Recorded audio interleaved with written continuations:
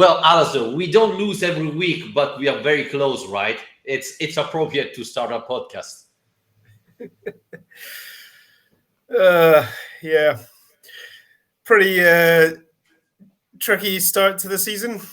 Yeah, What, yeah. 4 points from 5 games now? My God. Yeah, and to be honest, from here to the next international break, this was or should have been the easiest game against Monza at home. Now we have Torino on Wednesday, we have AC Milan away, we have the Champions League game against Celtic in Glasgow, and then we wrap it up with our dear friend Atalanta. God. I might just, like a bear, just kind of go into hibernation for the month. Just crawl into a cave and wake me up when it's over. The yeah, there's a lot to get through today about this game, because I think a lot of what we were talking about previously around what we'd like to see, changes to the team or ways of freshening things up, that kind of happened in this game, and still the results are the same. And yeah, I was actually reading this morning some of the post-match stuff. I saw Cataldi's interview, and the worrying thing that he said was that basically nothing is working properly. And he's right. And I guess that's why these podcasts are slightly challenging at the moment, because you can't really zoom in on any particular part of this team. The defense, the midfield, and the attack are all not working properly. And then when you have the players saying that too, it's slightly alarming. So where do you want to start? I don't know, from defense or our attack. I mean, nothing is working. I was checking last year. We considered so far 8 goals in Serie A, 8 in 5 games. Last year, we had to arrive to the 12th game of the season, Lazio Salernitana, where we lost 3-1, to concede the same amount of goals. So there's something not working. And we changed Casale because we said, well, Casale is not playing well. We put Patrick. It didn't change that much, right? Because if people didn't see against Monza, Provedel had to make a couple of very good saves to avoid the defeat again. Yeah, and the big discrepancy between this season and last as well is that last season we started better, but with a completely new defense, more or less. Whereas having the, Maximiano Provedel change around who's number one, we were having Romagnoli and Casale coming to the team for the first time. Casale didn't start in the team, works his way in, blah, blah, blah. Whereas this season it should be easier, because the defense is by far the least disrupted part of this team this season. Is exactly the same backline and goalkeeper that we were working with before. So, another concerning performance. And actually now we're ending up hearing the same thing we tend to always hear when Lazio go into crisis mode, which is mentality and attitude. And lo and behold, Lotito has called the team into retiro for the game against Torino on Wednesday. And the atmosphere doesn't sound very good over there. No, it wasn't. It wasn't. And the funny thing, Alasdair, is that we were all hoping to see Guendouzi starting. He was after the Napoli game. Terrific player, what a signing, etc. He's gonna start against Juventus. He didn't. He's gonna start in Champions League. He didn't. He started against Monza, and it was better if he didn't, right? I don't know if you had the chance to watch again the goal. He forgot completely about Gagliardini in our penalty box. That's a huge mistake. And apart from that, he didn't do pretty much anything. Well, I wouldn't pick him out individually necessarily as someone who's at fault for that performance. I mean, again, it's quite a few individuals, I would say. Husai for that goal. I mean, Husai generally, I thought, had a bit of a nightmare up against Churia in that game. Isaacson, it got to the point where I actually felt sorry for him, because he just didn't look ready at all to be out there. Positionally, he looked completely lost about where he's supposed to fit into this team. And I think you could say the same thing about Guendouzi. I mean, Sarri certainly did after the game, didn't he? He said, Yeah. that these guys, Isaacson and Guendouzi, aren't really ready to play with the team tactically, but he's having to use them anyway. And I don't know, do you think that's a useful thing for these guys to hear, or put more pressure on them?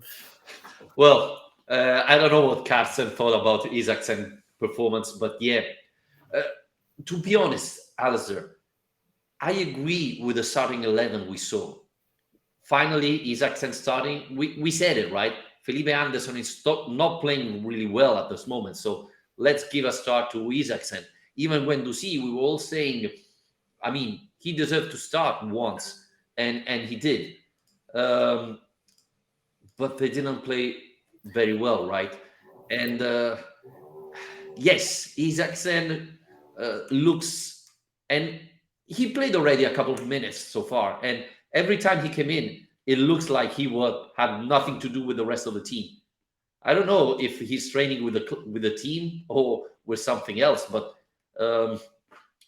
he didn't attack well. He didn't defend well. Sarri said he needs time, and we know that with Sarri it takes a lot of time, but we don't have it. I mean, the biggest issue is we don't have time at this moment. Do you think that's part of the problem? Is that Sarri does say that, and it is a big part of kind of Sarri ball. I guess you could say one of the downsides is that it's not an instant fix. It never will be, because it is complex and it requires great understanding. And I guess a certain type of player who's going to be willing to put in the work to understand all of this as well. And so then when you have a big turnover of players, then that's going to be complicated. And obviously the first 11 Lazio have started most of the season. We were saying in the previous games, it's very similar. He's pretty much picked up where he left off. But it is going to make it more complicated when you start bringing new guys in. And, you know, Guendouzi, for example, I think we've already said not to expect after the Napoli cameo that he's going to come in and change the team.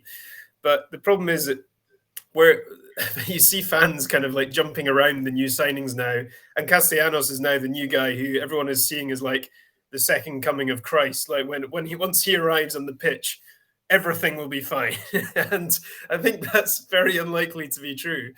And Alasdair, this is one of the things, because if you check now, every Laziale is complaining about Ciro Immobile. It looks like we are 4 points just because of Ciro. We conceded 8 goals, and I don't believe you can blame Ciro for none of them. He scored already, and Zaccagni didn't score, Felipe Anderson didn't score, Pedro, Isaacsen, and so on. The only attacker who scored is Ciro. And it looks like without Ciro, this team would be top of the league with no defeats and all games won, which obviously is not true, right? It's, in a certain way, it would be amazing if Ciro was the only problem. You take him out and we start winning every single game. It's not like that. It's not like that. Ciro is part of the problem, but it's not the only problem. We are conceding far too many goals. We're making far too many mistakes. Our wingers that were the key of success last year are not at the same level. And it's easy to see. Zaccagni on Saturday played a decent game. In the first half, he played well. In the second half, he disappeared. Literally, he disappeared. So Castellanos, yes, he need to start. He need to play more. But let's not pretend that our problem is only Ciro Immobile, because it's not, right? And when he's not going to play, you're not going to solve the problem. And then people will say, well, it wasn't Ciro, right? No, I tell you today, it's not Ciro. No, I mean, I don't think anyone has been saying that Ciro is the source of all the team's problems. I think maybe the difference between the start of this season and previous runs of bad form is that there have been times in the past where Ciro's been able to almost single-handedly dig the team out of trouble. And that's asking a lot of one player. To be honest, if I am going to find a positive from the game last night, and let's not forget, we did actually get a point. It wasn't last night, it was Saturday. But it was that first half. And I did think, when I was watching that, Zaccagni looks far better than he has done the rest of the season. He's coming inside, he's dropping into the number 10 position, he's getting between the lines, he's switching wings. And that kind of involvement was finally adding a little bit of kind of dynamism and something slightly more unpredictable to our attack. Because so often it's one winger on one side, one winger on the other side, and Chiro in the middle, and there's no connectivity. But I felt when you saw Zaccagni making those movements, it was looking a lot better. I thought as well, Chiro actually in the first half was linking up with the rest of the attack better than he has been in previous matches. But yeah, you kind of hit the nail on the heads there, because what happened in the second half? You know, I was as I was watching the game, I was actually making some notes on my phone for the Wow. podcast, because we're professionals here. Absolutely. They're all from the first half. Literally, I wrote nothing after half time because nothing happened, and it's 1-1. You're at home, guys, and it felt so stale and tired, and I don't know what happened to them. We had two chances, right? Chiro hit the post, and then what even worse, when they what was it? The back pass to De Gregorio that Chiro intercepted. I thought there we should have done something more, and that's where I blame a little bit Immobile and thinks he's not that player anymore. But we had to. They made two big mistakes, and a big team would have punished them, right? That's kind of my point, is that there were chances there, but the chances were born out of Monza's mistakes rather than the way the Lazio were playing. And that was the thing that I was encouraged by in the first half, though. Even where we weren't winning, you're starting to see the team play with a bit more confidence and a bit more, I don't know, a bit more style, and that kind of stopped. And we have to say, Alasdair, that Monza had three very good chances in the second half, much more than us, right? They scored once, and luckily was offside. But Provedel, again, did a couple of very good saves. And this is one of the biggest difference, Alasdair. Last year, if you remember, we had a couple of games where we finished with clean sheet, with Provedel not doing anything. Now, every single game, Genoa, Lecce, and so on, Provedel had to make at least one good save. And we were thinking, if you remember, we were saying, with Milinkovic Savic playing, we are off balance. So our defense is not protected. Now we don't have Sergei, we have Guendouzi, we have Kamada. And it looks like we are more off balance than last year. What's going on? Do you feel the same? Yeah, well, I saw Sarri got asked about Sergei. I mean, he's probably going to get sick of these questions as this run goes on. But the point you made was kind of interesting about we do miss the physical presence he's got. I think we've said something along those lines previously, but how, especially towards the end of games when things get a bit more broken up, he was a really useful outlet to have. And you'd see that a lot with Lazio when they're under pressure previously, is that Sergei was always there as a target you could hit to start a counter-attack, to build your next move around. Basically, if you get the ball long anywhere near him, he'll take it down out of the air, and he's got the technique to start something. And that's obviously because he's an absolutely outrageously good player. And we just don't have that kind of player now. So I think that the new Lazio is going to rely a lot more on the team structures than on individual class, probably. And we have still been relying on individual class so far. That's been the issue. And we've been relying on Alberto to produce some magic. We've been relying on Chiro to try and score some goals. And it's taking too long for the rest. I think, even if you can understand why the new guys are taking a while to settle in, I think that everyone's got a right to expect a bit more from, especially Felipe Anderson, Zaccagni, Pedro, these guys who've been around for a while, who do know the structures, who do know, Zaccagni and Anderson got 19 goals between them last season. Where is their killer instinct here? No, absolutely. You're right. And I think the problem is that while our new signing are struggling to get used to Sarri ball, our players who should be used and should be playing well instead are not performing. I don't know what happened to Felipe Anderson and Zaccagni, but they are not the same player of last year. And luckily enough, Luis Alberto is playing very well. Against Monza, I didn't like him a lot. I thought he wasn't playing at his level, but he played every single game. Not only he played every single game, he played for all the games. He never was subbed so far, which is a big difference compared to last year. So this is one of the problems. Um, yeah, I mean, if Felipe Anderson, Zaccagni would have helped more, probably we won't be in this condition. The other thing, Alasdair, I was very surprised to see Guendouzi coming off at the in the second half and Vecino coming in instead of Kamada. That was for a team who's trying to win because we were already 1-0 and we needed to attack. Why Vecino and not Kamada?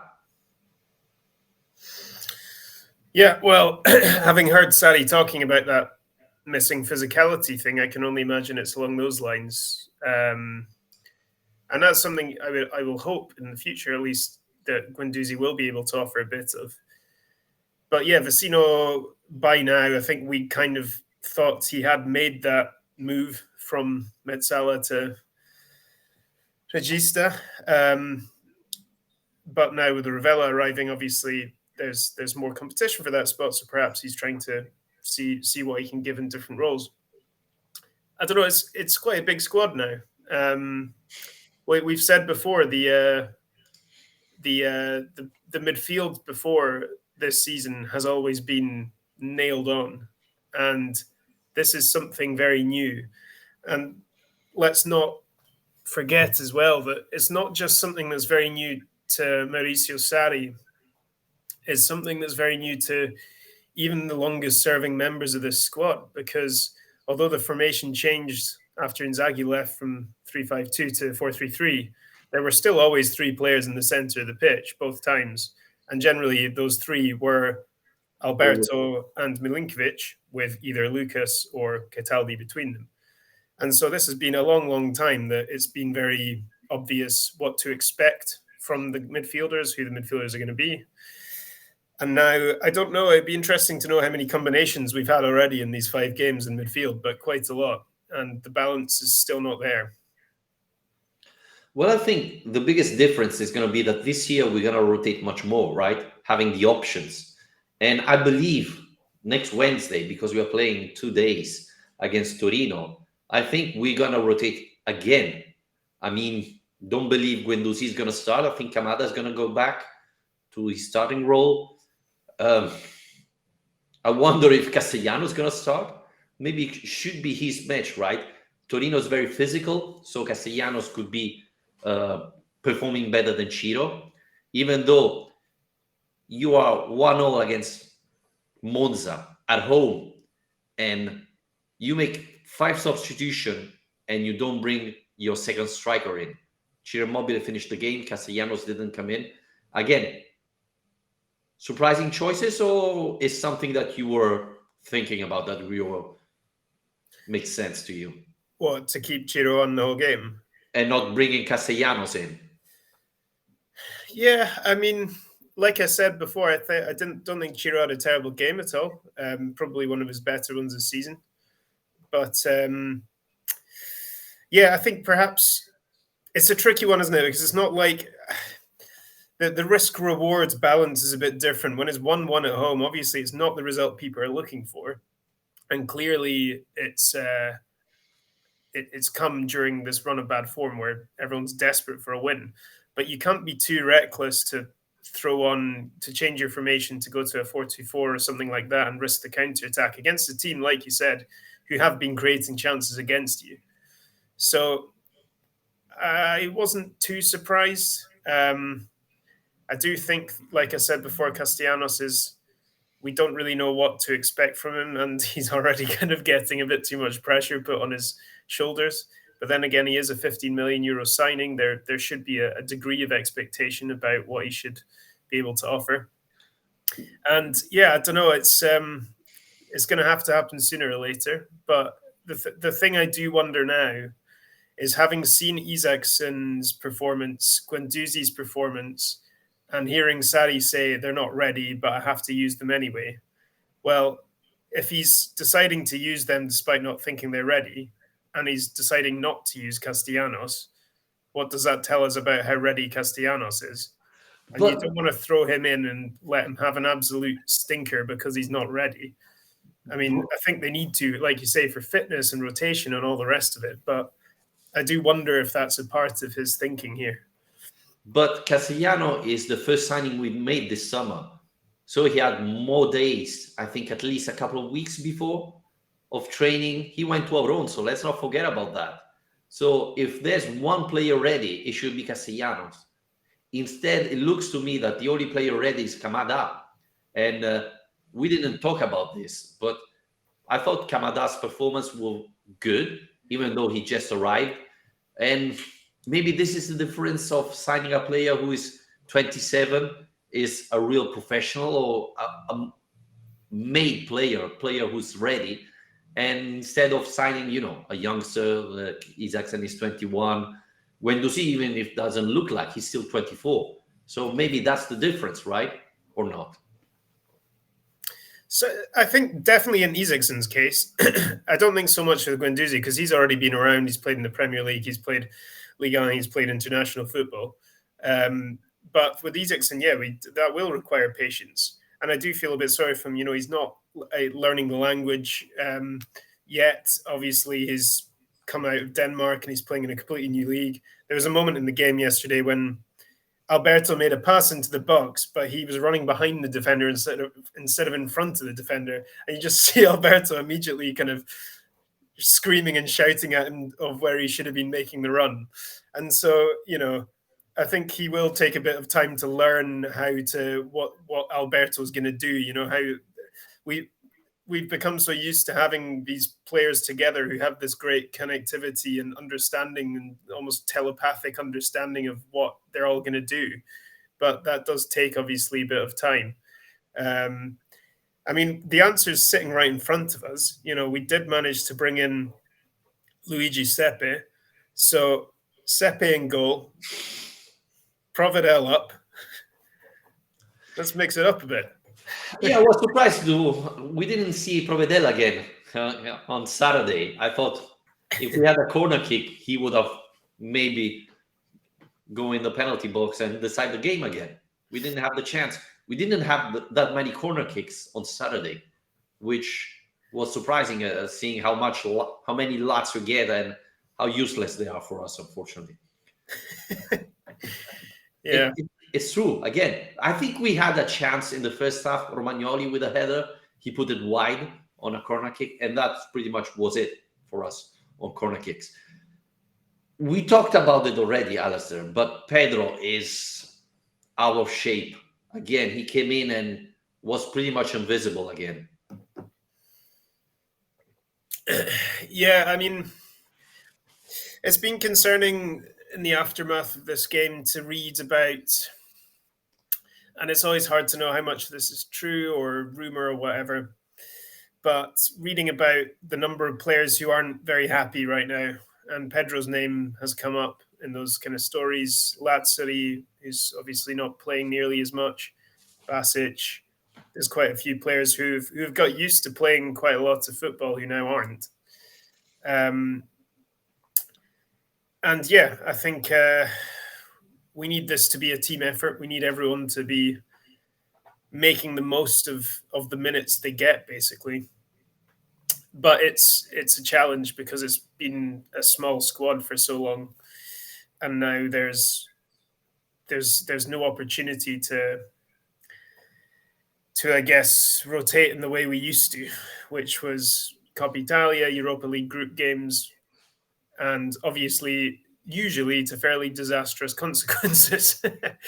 But now we can't afford to do that anymore in the Champions League. And this is the problem. I think what we all want to see this season is the Lazio to achieve the previously unachievable, which is back-to-back Champions League seasons. That is the holy grail that we've been missing. And, there's qualifying for the Champions League gives you access to a pot of money you otherwise won't get and a chance to establish yourself up there. But the way you establish yourself is by consistency, and is looking tricky already. You can afford a bad start and bounce back, but 4 points is pretty low, and we're going to have to turn this around quickly, really quickly.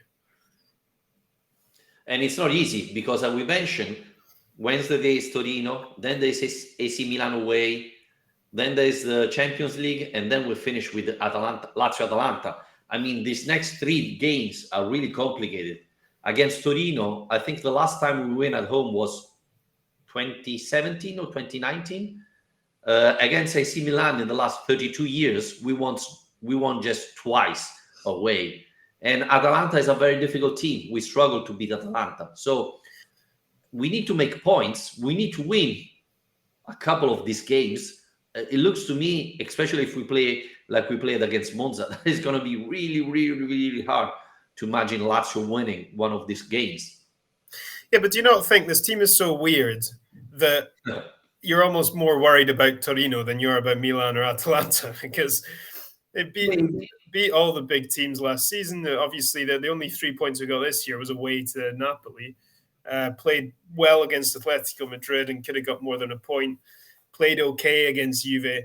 I mean, the better performances have been in the bigger games this season, and I think this team can raise itself to that level. If this is a motivation issue, if this is a kind of problem of the team being complacent, then at least they shouldn't be in those matches.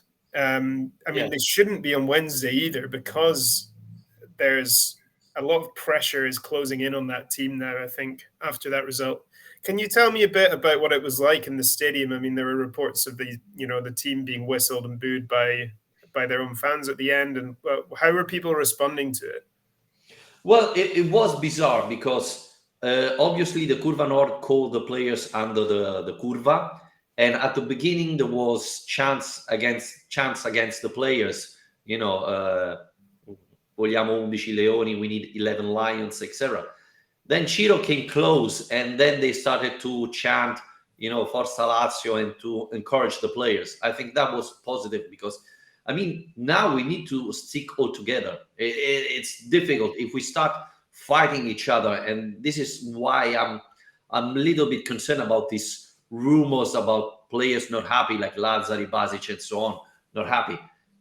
We are struggling. Now we have to think about the club, the team, not our single goals of playing more, etc. Because we are really in a difficult situation. So I thought the fans tried to cheer up the players after this bad performance. I don't know how long will it last. If we lose against Torino, I don't know if the fans will still be supportive. It's true that it has been a very tough schedule for us, because let's not forget, we played away against Juventus, we played away against Napoli, we are playing away against Milan next Saturday. It was difficult,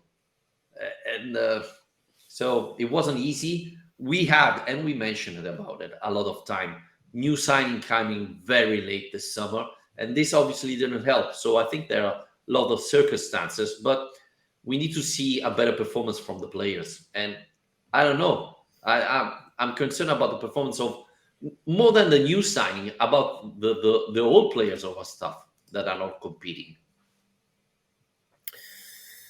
Yeah.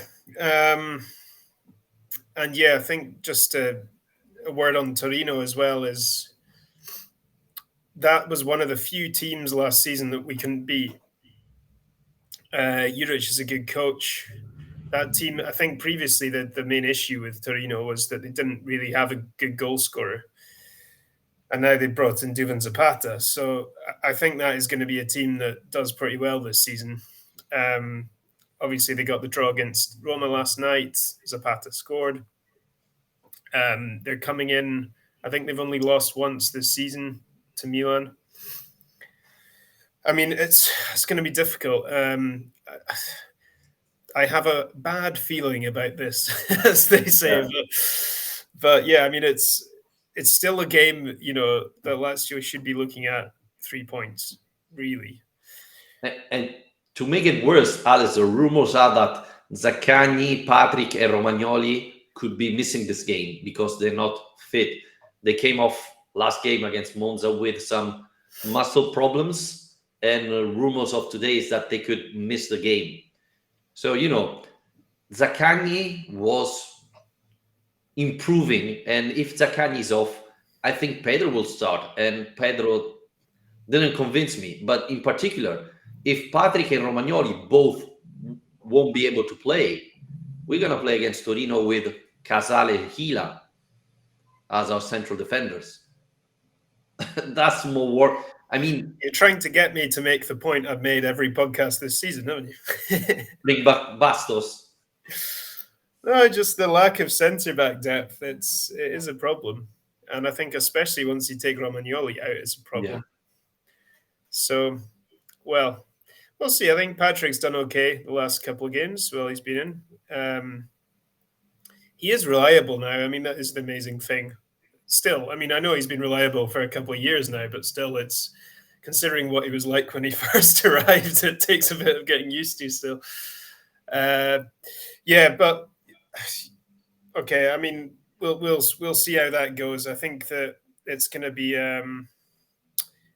another challenge to kind of a challenge of rotation again, I guess, because this midweek games, they're not getting a rest. They're not getting a chance. I mean, I'm surprised Sarri's not already been complaining about the calendar and modern football like he always does, because he's not getting time. That's the thing with all these new signings saying that they're not ready, they're not trained in the tactics. He's not really getting time to train them in any of this because they have the game, then they need to rest, then they maybe get like 1.5 training sessions max, and then it's the next game. So I think he said something like he's spending more time, like a film director showing them videos than he is passing the ball around. So, yeah. Yeah, I think for Wednesday, it's more important to win than to play Sarri. I think we need a win to, cheer up the team, the players, to have a positive sign. We didn't play badly so far, but we didn't win. So I think for Wednesday, it's really important to win this game rather than playing well. I expect some changes. Now, we know Sarri isn't a type of manager who rotates massively, but I guess, well, it depends on the injury situation. But even though Zaccagni and Romagnoli and Patrick are fit, I think 4 substitution would probably be the right call for Wednesday, right? Don't know. Do you think Castellano will start? I think he could. Now that Chiro's played 90, I think Kamada will probably come back in. I guess it depends on, like you said, the fitness of those 3 players might determine how many changes there are. It is it is quite interesting, this Lazio thing. He's a dangerous player. I mean, he's a really useful guy, asset option to have in defense, given that he offers that attacking threat that most of the others don't. So I don't know if there'll be an opportunity for him. Rovella, again, has come off the bench. He'll be, sooner or later, he must get a start. Yeah, I mean, I guess the only unmovable for sure is going to be Alberto, isn't it? And that's the thing. We don't want to completely exhaust that guy by Christmas, but at the moment we can't do without him. So don't you think Kamada could start instead of Luis Alberto? I think they'll both start probably. I think he'll revert back to that midfield, but maybe with Rovella between them. Yeah, I don't know. It's hard to say, isn't it? Because it is quite a muscular Torino midfield with Ilic and Tomeze, and yeah, I think that does perhaps cause a few more doubts for Sarri, whether he uses Vecino again as a regista or something. I'm not sure. I think so. I think it's Vecino type of match all over. So yeah, probably Vecino's going to start. Talking about Lazio, and we can wrap it up here. I thought when he came in not against Monza, he didn't play, but in the Champions League, we start playing much better. So I'm surprised I didn't see him coming on or starting against Monza. That was surprising. Again, Pellegrini coming in, which was surprising. He got injured against Atletico Madrid. He said it was nothing, but I thought, maybe Lazzari, we're trying to score, and so maybe bringing Lazzari instead of Pellegrini was an option. I don't know what's happening with Lazzari. Rumors are that he's not being very happy, that Lazio club call him to have a discussion with him because he's not behaving like a professional. This is what I read on the Messaggero. It doesn't look to me that he's that type of player that doesn't act as a professional. Do you believe it, Alasdair?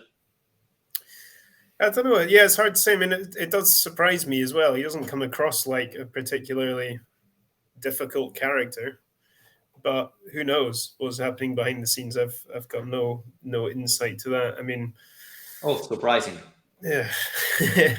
So, yeah, but I mean, I think what we can say is he would be a useful option to throw in around this time, because he does ask questions of opposition defenses in a way that no one else does really in that defense. He is a running threat. He's rapid. He does get down the line. He gets things going. He doesn't opt for the sideways pass every time in the way that Maurizio or Sarri tend to. Yeah, so I hope that resolves itself. Yeah, even we didn't mention Maruzic and Isai, but again, they didn't play very well against Monza, and this is not the first game of the season that they are not performing. But I mean, let's focus on the next game. We need to win. The table is not great. Winning would be amazing. And then there's Saturday, there's Milan Lazio, another very difficult game. Alasdair, it's good to have you back in Rome. Let's see if with you back in Rome things changes. I hope so. And if it does, it'll be the end of this campaign, hopefully. You have a huge option here. You have a huge chance. Well, let's see if you can take it.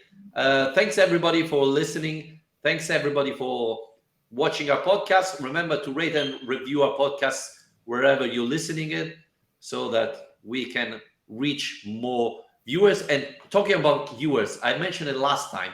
So the Swedish guy I met in the Distinti Nordis, Jonas Arneson. So thanks, Jonas.